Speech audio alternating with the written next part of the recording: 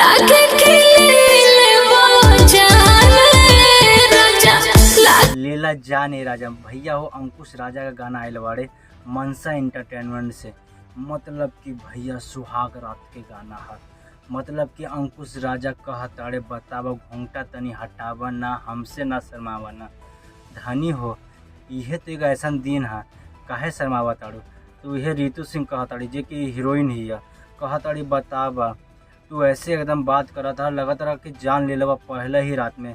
का मन में चला था बतावा। उहे अंकुश राजा कहताड़े बतावा आजे ऐसा रात कहियो ना मिली धान। काहे कि यह तो एक सुहाग रात का धान है।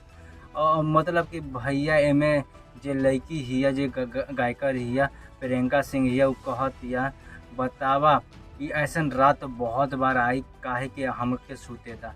तो ये अंकुश राजा कहताड़े ना ऐसा ई बतिये ना हो सकेला, ऐसा रात ना आई धान। मतलब प्यार वाला बात कर लो। तो यह मतलब कि कहताड़े कि ना प्यार वाला बात तो अब हर वक्त होई, मतलब होते रही प्यार वाला बात।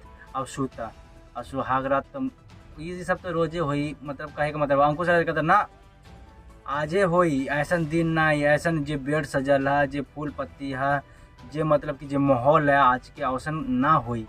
तो भैया हो बोस रामपुरिया एकदम गनवा के लिखले बाड़े।